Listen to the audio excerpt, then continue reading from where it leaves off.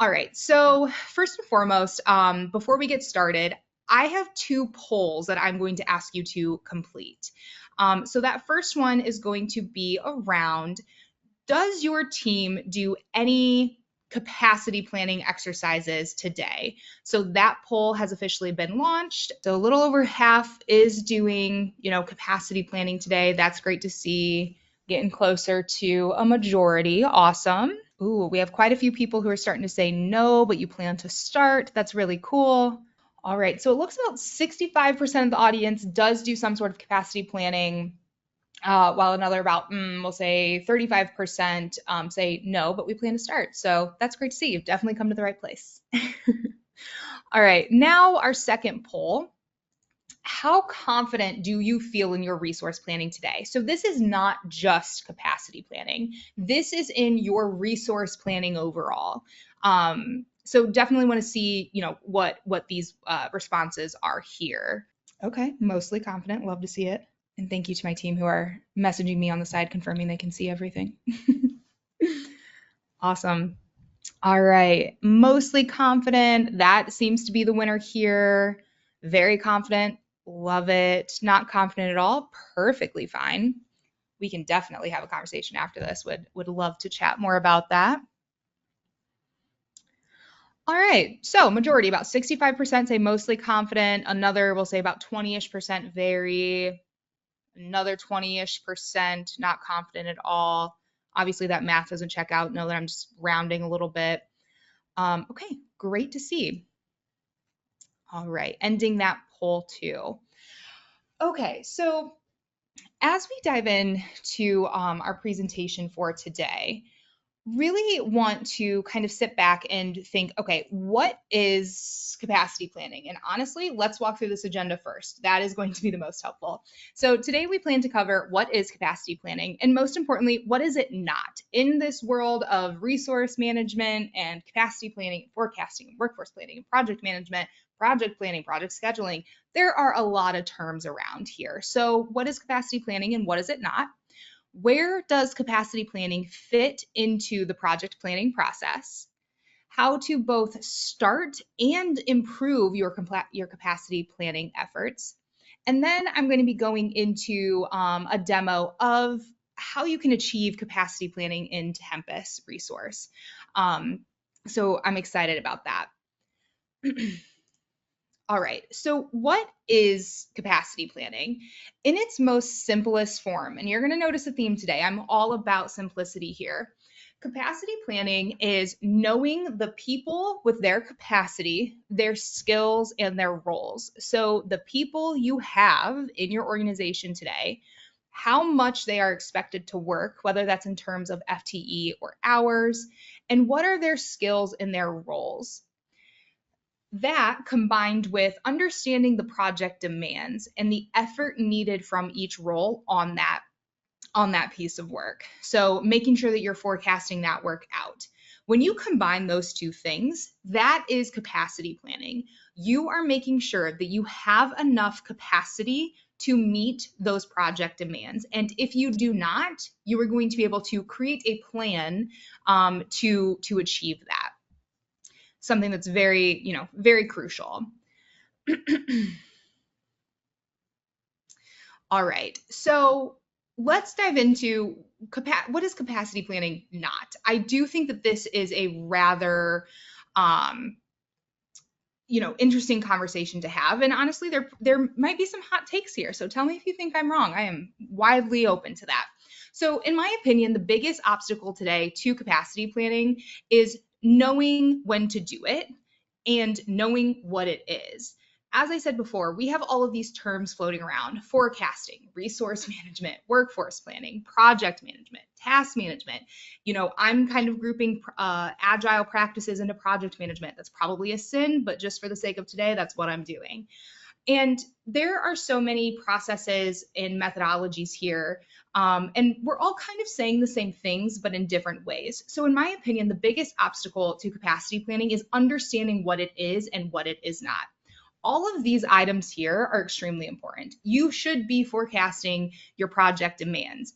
you need to know what it's going to take to get a project done, and more importantly, who it's going to take to get the project done. Once you have that forecasting and you have that capacity planning done, doing that resource management, where yes, resource management can be an umbrella term, 100% agree with that. And truthfully, you're going to see me kind of work interchangeably throughout a specific term and an umbrella term today.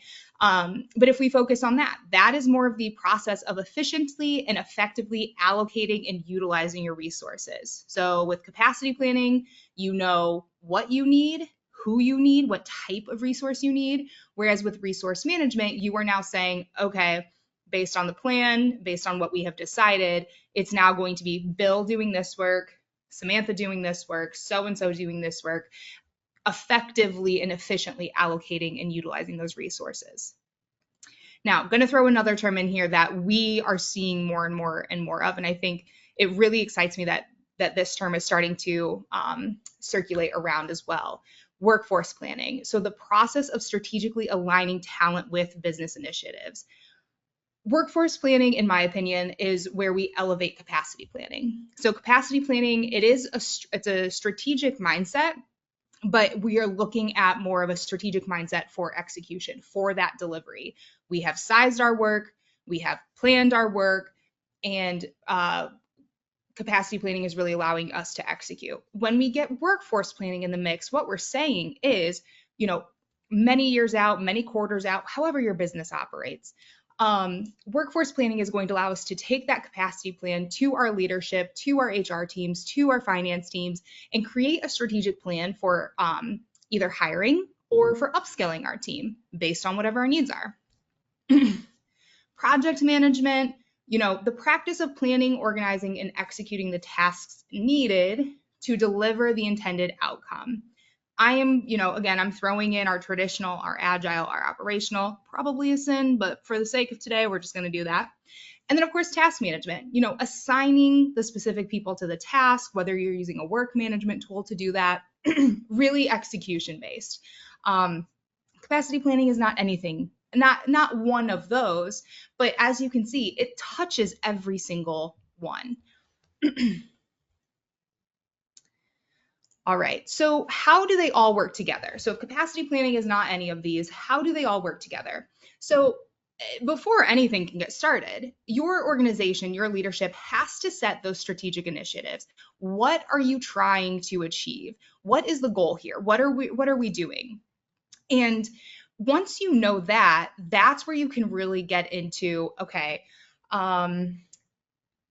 we know what we're trying to achieve, whether it's more operational, whether it's sustaining work and projects we already have, whether it's more of a digital transformation item, whether it's entering a new market. From there, we need to forecast the demand. What is it going to take to enter that new market, to achieve this digital transformation? And capacity plan. What people do we have? What are their skills? How much are they expected to work at any given time? And what are their roles? So again, strategic initiatives are set. We are now executing the strategic piece of it, which is the demand forecasting and the capacity planning. And then we get into the more tactical items, which is that resource management and the project management. So if we think through, what I had just shown of what capacity planning is not, that's not to say like we're not, this is not one versus the other here. This is an ecosystem of activities that are all sum up to achieving that goal. Now, I did want to throw in here, okay, workforce planning and task management, just to kind of show you, workforce planning is definitely strategic. It comes as a result of your demand forecasting and your capacity planning. And same with task management. Task management is as a result of your resource management and your project management. That more detail-oriented in terms of, I am an individual contributor. I need to know what I'm supposed to be working on. That is your task management. You can only assign that work out to people if you know what they're supposed to be doing and when.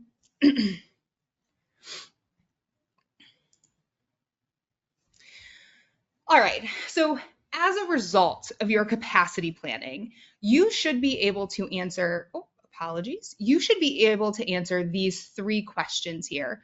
What resources do we have? What resources do we need? And how will we utilize them efficiently? Those are the 3 questions you are trying to answer with your capacity planning. And again, for the sake of simplicity, that's what I really want us to focus on here. Who do we have? What types of roles, skills do they have? Who do we need? What type of person do we need? And then how will we utilize them efficiently? What's the plan? Capacity planning really is as simple as that.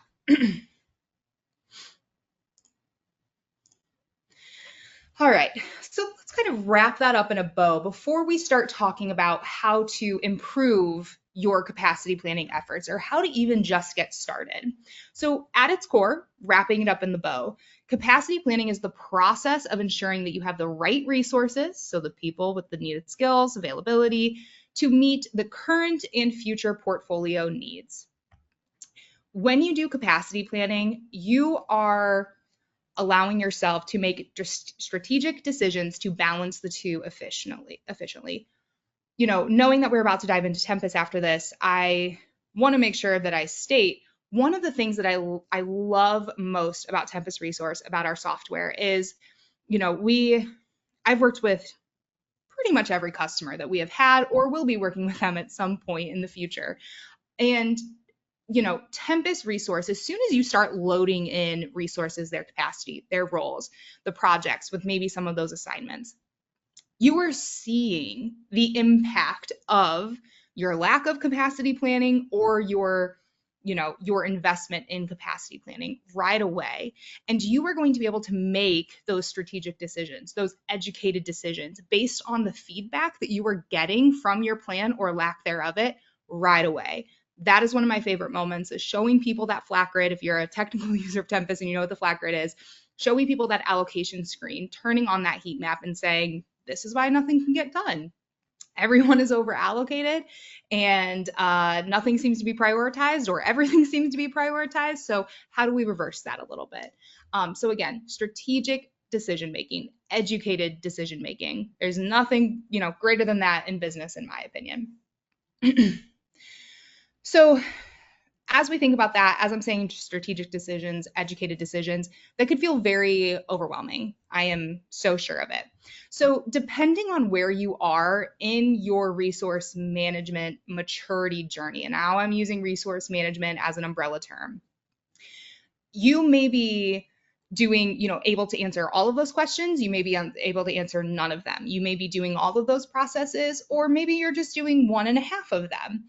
So let's dive into a little bit more of that resource management maturity journey and start from there and give you some tactical, some actionable items of how you can start or improve. All right, so this is a resource management maturity model that we have created. So this is not from another organization. This is specifically from our experience with customers. And there's more here. If you would like to talk about it, let's set up some time. I would love to discuss this further. So we have our different levels here. Level 1 is going to be your more reactive, ad hoc task assignment. I like to think in my days of an internal agency, internal marketing agency, this feels like a lifetime ago now. This is how we operated. It was reactive, ad hoc task assignment. If someone needed something done, me as the person who, got a piece of their project done, I was just given the task and it was up to me to tell them, hey, that deadline is doable or not. That was about it. We were definitely in that level 1 side of the house. Now with level 2, it's more about reactive resource assignment.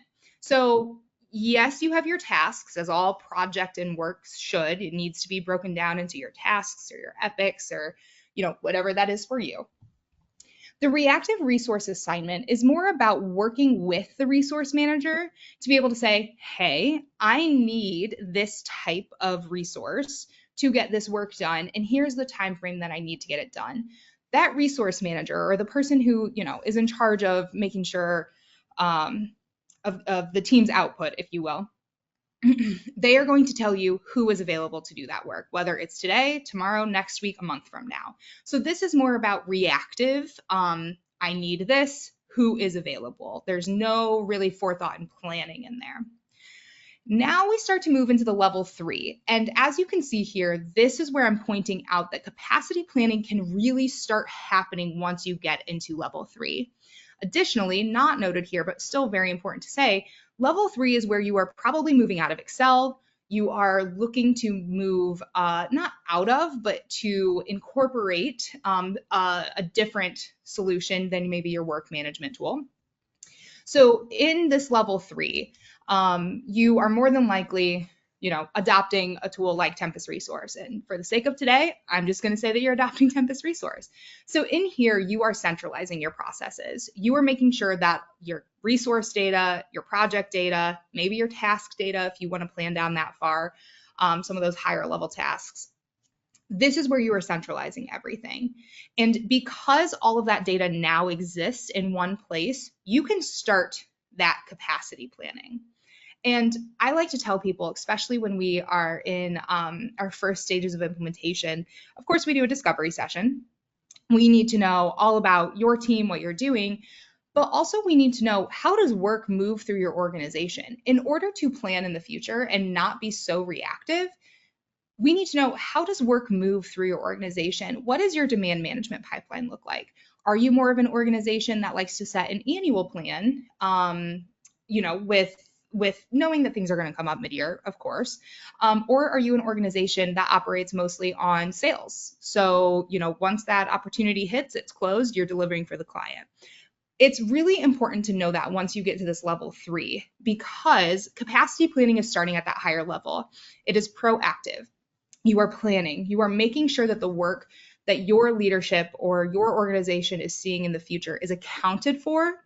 And you can start to show, yes, we can do this based on who we have. No, we can't based on this, this, and this, and start to show them what's possible.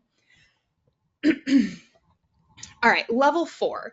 This is where we get into like a true, more proactive capacity planning and forecasting. So with level 4, this is just insinuating that these processes are adopted. The resource management as an umbrella term is a trusted process within the organization. People are bought into it. People are, out of their Excel planning for some of these resource utilization and all of that. It is really an adopted process and mindset within the organization. When that happens, you are allowed to dig deeper, or you're able to dig deeper. In level 3, you're probably not able to plan, much beyond, we'll say, 2 quarters to a year out. That's probably as far as you can plan, depending on the type of organization that you are. When you get into level 4, you are now very likely able to plan out even further, because you have your processes down. The value of resource management is known, and now your organization is starting to ask those questions of, what if this? What if that? If we want to move into a new market here, what do we need to do there? All right, then we get into level 5. So level 5 is when resource management really becomes a strategic function. I will say our most mature users are kind of like level 4.5, if you will. We do have, some very mature organizations where they have a full blown, resource management office set up. They have a vice president of resource management. It's a very, very structured. That is definitely the level 5. Not every organization is going to invest in that way, but they are very likely, if they're, continuing down the maturity, going to have very specific people who are either tasked with that resource management, with making sure the process of resource management is complete and accurate. Maybe they're tasked with the reporting. They're tasked with working directly with the portfolio managers to make sure this work is getting done. And so the difference of capacity planning between level 4 and level 5, in my opinion, is going to be more about your planning horizon. So how long are you able to plan out? Maybe it's a little bit more than before, but also what type of reports are you showing? What does your leadership want to see? Maybe it's a little bit more strategic. Maybe you are doing a bit more modeling here. But like I said, most of our more mature users are going to be we'll say level 4.5, which is a great spot to be in. So The one thing I will say overall is your organization, whether it's relatively new or has been around for decades, you're publicly listed, all of those things, you likely have your PMO processes down, your agile planning down, your project planning. Everyone might be using, if it's a Microsoft project or a work management tool like your Monday.coms or your ClickUps or something, you likely have those processes really baked, and there's not too much question of, what those are. As you start to introduce resource management and capacity planning and forecasting, it is going to be a process, and there's a lot of things to be considered, but we're not reinventing the wheel here. And that's really what this is trying to show. There are a few things, that you can implement based on other people's experiences. But with that said, let's start to dive into how to begin with creating a capacity plan. So to get the minimum viable product, if you will, out of capacity planning, here are a few things that you need to start with. And again, this is aligning more with that level 3 of resource management maturity, because the very first thing here is you need a source of truth for your resource capacity and your project demands. That includes your current projects as well. Just one. One is, I should have put that in bold if we're being completely honest. When Tempus is rolled out enterprise-wide, an organization who does that, they are going to see so many benefits from this, because they're going to be able to answer so many questions around why this, why that, can we do this, can we do that? Again, educated answers, strategic decisions. That's what we like to see. But for those enterprise organizations, and honestly, even just, product teams where it's maybe not enterprise wide, but we're talking about, multiple levels and teams needed in order to get a product to the market from start to finish, there are a lot of tools being used, whether it is Excel. It is almost always Excel. Whether it is a task management tool, we have Jira, we have ADO, we have, all of these tools that serve their purpose well, but they're not combining the data. They're not taking, for example, your HR system, understanding people's expected weekly work hours and their effort, what that is in their FTE, and then comparing that to your project demands. All of these things are siloed. So the more that you can bring all of that information in, whether it's automated, manual, whatever that looks like for you, that's when you can truly start your capacity planning. So really highlighting that there. Now, the next part of this is think of your project demands by roles and skills, not specific people. This can be definitely, a change management exercise, especially if your team is a well-oiled machine of, I am a project manager, I know that Bill over there works hard, he gets this, he understands what we're doing here, I want Bill on this. Maybe it's a project for next year. Great. Everyone else probably wants Bill too. So when you're doing your planning, you can't plan for Bill. You have to plan for the role that Bill is. There might be someone else on the team who, maybe they might be better at that work. You've just never worked with them before. Or additionally, maybe you don't know that Bill's retiring at the end of the year or something like that. You need to plan by those roles and skills. One of the reasons why is because in Tempus Resource, you can group by, for your reporting purposes and your flat grid, whatever that is, those skills, those roles. And when you do that, you are comparing the capacity of all of the people you have associated with that to the allocations, as we call them, the project demands, and you're seeing where the gaps are. If you don't have enough capacity, it's going to be red right away. If you do have enough capacity and there's a gap, you now can say, hey, we can take on more work. So by planning those roles, you are going to be able to do a lot more comparison to really see, okay, generally this is when things are, this is the prime time to start this work, or if we want to do this, we need to be able to hire this or upskill this. All of this to say, all of these items you're doing here, you need to report this to your leadership teams. This data is going to drive educated decisions on priority, timing, feasibility of success, the financial implications of these things. This needs to be reported on. And like we are going to do in today's demo of Tempus, I love to start with the outcome. I love to start with, what does your team need to be able to see in order to make a decision? I start my implementations that way. I like to train all of my team members on, we need to start with the end, so that way that will tell us the story of what's needed and the processes and the fields and so on and so forth. So begin with the end and ask the people who are making these decisions, what information do you need to see in order to make this decision, and really start to build that out. And finally, with all of that to be said, even with Tempus Resource, you still need to be having meetings outside. Outside of any tool that you have, there still needs to be a conversation. So you need to be establishing a consistent cadence to review your capacity plan and forecast. So review the future, but also review the current. If things have popped up, as they always do, or, Bill's on leave, so Samantha got brought in, or, whatever that is, when you are reviewing the real-time resource plan, so, what's actually happening with your future plans, you are going to be able to catch risks to the timeline. You are going to be able to see, okay, Samantha got brought in on this. 1, who approved this? 2, is this true? Why is she off lower priority work here, there? You're going to be able to have so many more conversations when you're doing this. I want to say it was about a year and a half ago, I was working with a product development team for a medical device company. They are amazing people.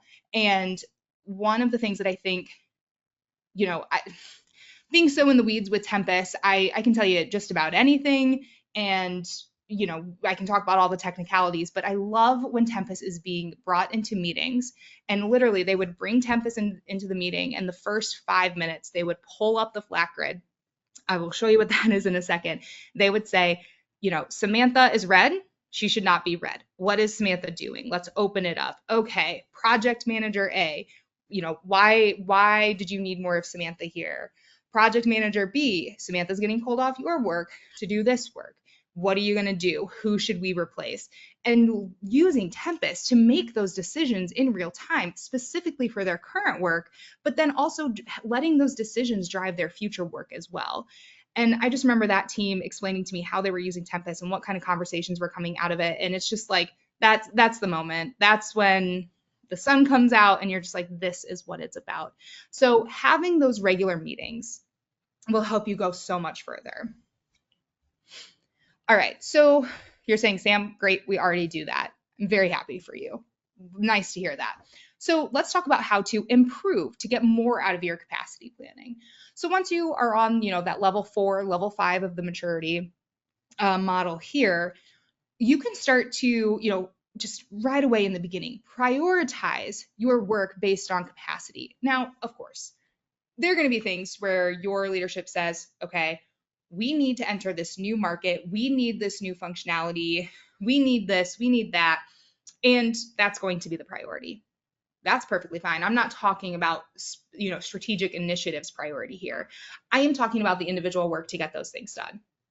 So when you're using your capacity plan, because it's looking at the capacity, it's looking at the forecast, you are going to be able to choose, okay, your keep the lights on work, your operational work, that has to happen. Your business needs to be able to run, right? So what can we add to that? What is the next highest priority? When does that have a drop dead date to be done? What does that look like? So start prioritizing and sequencing your work based on that capacity plan. That is one way to move the needle there. Start creating capacity plans, 12 months, 24 months, 36 months, whatever makes sense for your organization. Start creating those plans as far out as possible. That makes sense. Some work it's going to be a continuation of past projects. If you are a product development company, you are delivering products to the market, whether it's software, hardware, both, you are likely going to have to sustain those current products, you are likely going to have to improve on them and then also create new ones. So some of that work in the future is going to be a continuation of past products. But you are going to have new things to plan for. And that, may not be able to start until 2 years from now for whatever reason. And you need to be able to plan for that. You need to be able to show what type of people you need to work on that.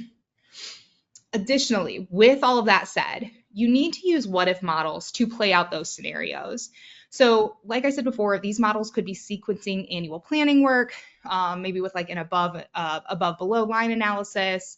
It could be planning, seeing the impact of new higher priority work coming in, whatever, any question about the timing, the sequence, the priority, the availability, the gaps, the supply and demand, you need to be using a what if model to answer that question. That is what is going to move the needle the most. And then, of course, you should already be doing this, but in case you're not, aligning your capacity plans with the business strategy. So working with your leadership, your HR, your finance teams to create those strategic talent plans. So aligning the plans with the business strategy and then taking it one step further to do that workforce planning. Recently, McKinsey had put out an article on strategic workforce planning, specifically in the age of AI, but we can not have to discuss that right now. And one of the case studies they shared was a telecommunications company that wanted to build 5G towers in a specific area of the world. And I thought that this case study really made the case for why capacity planning and workforce planning are crucial to your business. It discussed, building this 5G tower in this specific area with this specific functionality. They needed these types of people, these skills that they may or may not have had, this many of them, they need to be able to do this, they need, someone in this region. They were able to plan all of that out, even though they weren't starting for another couple of years. And with that, they went to their HR and finance teams and they said, okay, we have options here. We can either try to hire for all of these roles and skills and locations and everything that we need, or we can look at our current workforce and determine, who needs to be upskilled, who has experience doing this already, who is in that region, whatever that means, whatever that meant for them. And they sat back and they realized the talent market for building these 5G towers in this specific area, it's a small market for talent. And we are not the only telecommunications company out there. There are several of them. So we will be competing for talent with all of these different organizations. We could upskill the people we already have, continue to invest in our current workforce. They know the company. You do not have to onboard them. You do not have to hope that, they're not just jumping around from different telecommunications company. Maybe they will, but they probably have some loyalty to you. And they were able to make the strategic decision of, okay, we are going to invest in our current workforce so that way they can do this. Because entering this new market, having this new functionality is going to be so beneficial to the business that it's not worth going into that talent pool where it's already constrained. There are already not enough people there. It's not worth doing that. Let's invest in our own people and we're going to get more out of it. And, reading that article and seeing that case study, I was like, this is it. That's exactly what you should be doing. So, excuse me. So improving your capacity plan, these are some ways to do it. Of course, would love to have a conversation with you. If you're like, Sam, I've been doing this or that, let's talk. Send me an email. All right, so let's jump into how you can do this in Tempus.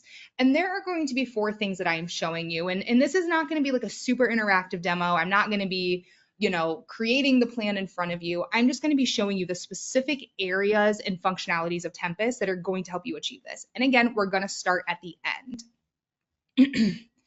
So give me just a second here. All right, so there are a few areas in Tempus where no matter your maturity, you are going to be able to achieve capacity planning. And first and foremost, I want to start with one of the most simplest ways to do this.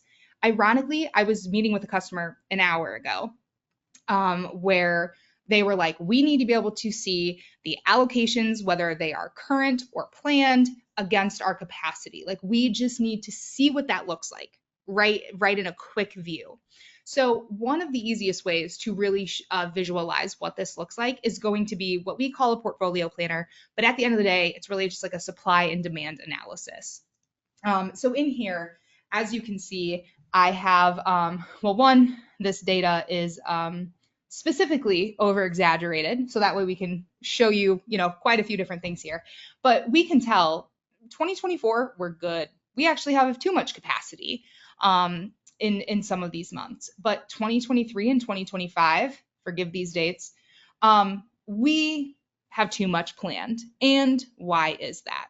So right away, your leadership team, you as a project manager, you as a resource manager, filtering to your team, filtering to your projects, whatever that means for you, right away. In the most high-level visual possible, you are seeing the results of your capacity plan. And it's looking like for 2025, it's not good. Let's dive into that a little bit more. So within Insight Plus, Tempus's our advanced reporting database, the opportunities here, what you want to report on is going to be endless. So you could have, these over allocation risk reports. What team or role is over allocated? Who? What is that utilization rate? When are these risks going to pop up? Apply the colors, whatever you need here. Get more into, okay, what are those allocations again for that team or role or resource name, whatever that is? What are my allocations?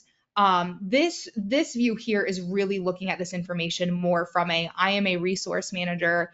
I am specifically someone who needs to focus on the team. This data is giving you that. So this would be another way to do it. Very dashboardy, interactive. You can click into it. You can filter. So this would be another type of report if you really want to see the numbers. Additionally, this style of capacity planning report is going to show you, here we're pulling in different skills, unallocated skills. So that would call out, hey, why aren't these people allocated? What is going on here?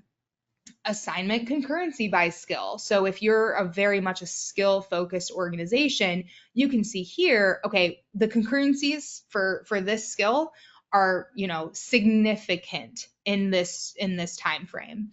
So this is going to show you that visualization of what are we using when this is a little too much, and really dig into those details.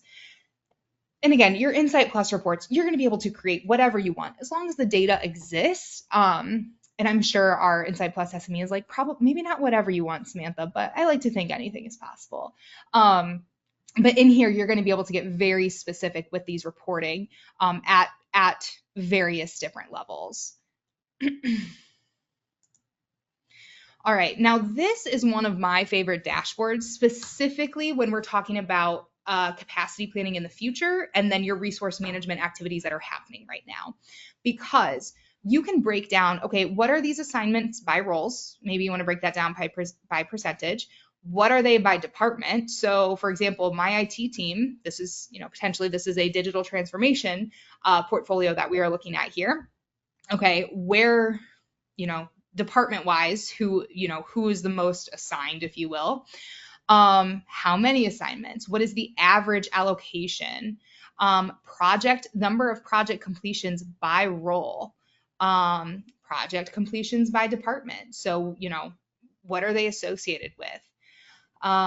Completions by business objectives. So this is really when you're aligning your work to those strategic business objectives, those OKRs, your portfolio needs, who's over allocated. And how many are under allocated?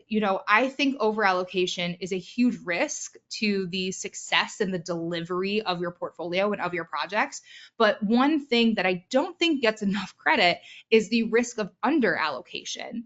If you have people on your team who are not assigned or are not assigned where they need to be to work, what are they doing? And that's not to say, like they're purposely not doing anything, but why aren't these people getting utilized? Is it a matter of upskilling? Is it a matter of experience? Is it a matter of, and really digging into that? That's one thing that I don't think gets enough credit when it comes to the activity of resource management. So again, just another type of dashboard. I really like this one. I'm a very visual person. I like to dig into the detail when I want to dig into it, but I like to see things high level.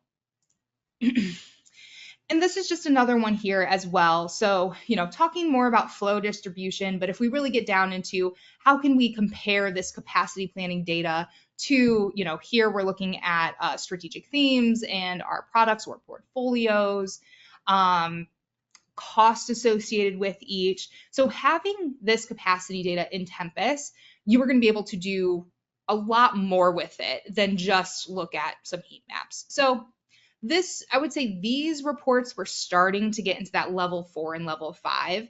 This here, this bar chart and line, this is more of that level 3, but truthfully, you're going to be able to do so much with this right here. All right. So we were in our reports. Now we're getting into, okay, I've done my capacity planning, Sam. I've done my forecasting in the future. I understand the people. I have them loaded in Tempus. I plan for the roles. I want to see how all of this interacts. In Tempus, specifically in our newer version, so definitely want to make sure if you are on this and you are a user, definitely want to make sure you're upgraded to the most recent version. But we have this net availability view.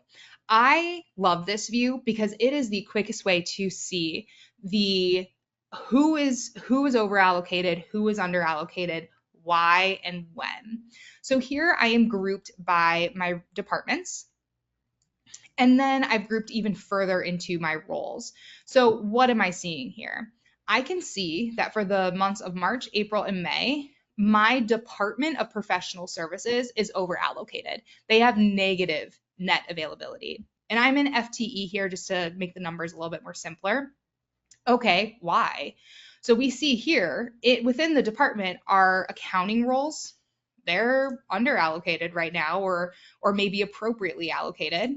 Our analyst roles, they're good until, we have Joyce who's getting, overused. Let's talk about that. My PMO team here, not great at all. So this net availability screen, this is capacity planning in its most simplest form right here. And again, simplicity is going to be my theme of the day. You have your project demands known, you have your capacity known, you understand where those two meet, and this is showing you that. Of course, I can click in here and say, okay, well, why do I need 10 directors? Like, what are they working on in the month of April? So you can come in here, click, and you can literally see where the time is assigned. So this screen here, our net availability screen, is perfect for let's group by, let's understand what's expected of my roles or my teams or, however you want to categorize your resources. Let's understand that. And then, it allows you to dig a little bit deeper. Now, again, if you're a user of Tempus, you understand what the flat grid is. It's called bulk project allocation flat grid. I'm going to call it the flat grid for short. But really, this is where your capacity planning takes place. This is where you are creating those original demands. This is where you are editing the current resource management plan and anything in the future. But as you can see here, right away, I'm looking at my plan for 2025. Project managers, mostly good. I do have a lot of assignments still on demand planning resources. I would expect, we're now late March, but for the purposes of this, our time today, I would expect these to be at 0. I want 0 allocations on demand planning resources. In the future, it may be higher, specifically as you get as far out as you're planning. But this is going to call out what those are. Now, I am grouped by role first, and I can dig in here and see, okay, well, it says we're fine, but are we really? And one of the things I love about this flat grid screen is you group by whatever you need to group by, whatever makes the most sense.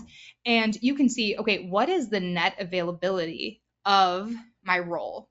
So project managers, I have 1.5 available in the month of January, 1.45 in the month of June. So you're able to see that you have, again, this is like under allocation, like I had mentioned before, you have availability here.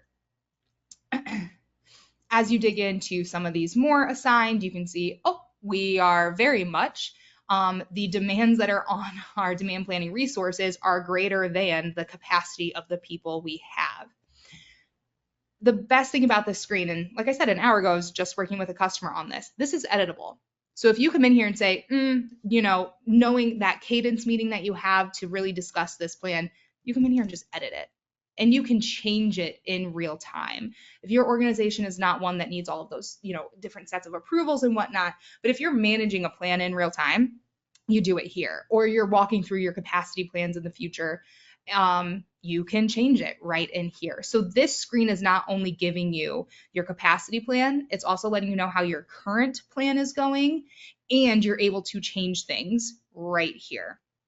I think this is a screen that, if you've been a Tempus user for a couple of years now, you know the evolution of this area here, and this has become one of the most powerful screens in Tempus. I absolutely love it. All right, of course, 15 minutes beyond what I said, so let's close this out here.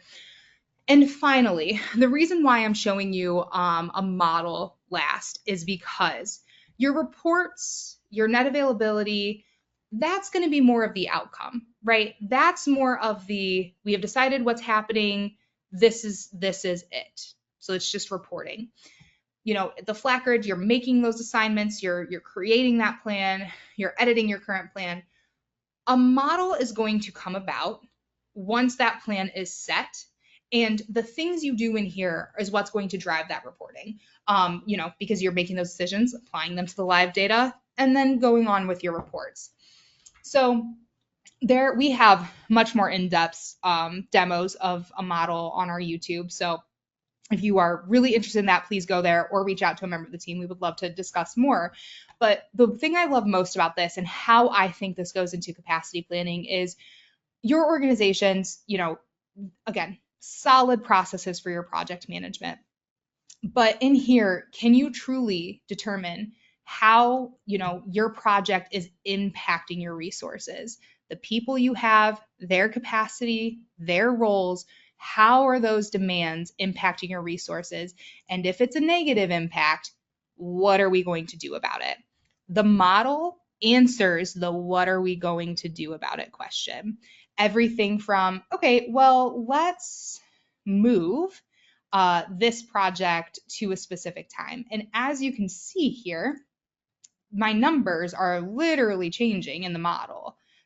Colors are changing. You're seeing the direct impact of this. Our research and development team, maybe we determine, no, we need all of these people here. It looks like there's probably a lot of assignments on our demand planning resources that's extending above the capacity of the people we have. Maybe you determine you need to hire. You can model that here. You are able to come in here and answer any question that your leadership team may have of, okay, the demands are impacting our resources in this way. What are we going to do about it now? This is where you can answer that question and get the most educated decision made. A quick little story here. I have an organization who I actually ran their implementation. It was one of the first ones I ran. They're great people, quite a few years ago now. And I think they're one of our best users of our models because they take models into every meeting they have with their leadership team to say, this is what's happening. This is how it's impacting our resources. If we continue like this, here's what's going to happen based on what we can see with our resources. If we want to mitigate that risk and fix it, here are options of what we should do. And when their leadership team says, well, what if we just kick that project to the curb overall? They can exclude that project and say, well, it actually frees up quite a bit here. As you can see here, the numbers changed minimally, but they changed. So I think that's one of the best, they have one of the best use cases for our models just because they are using them in real time with their leadership team and they are making decisions right then and there. All right, quite a few things here. I will make sure to include screenshots of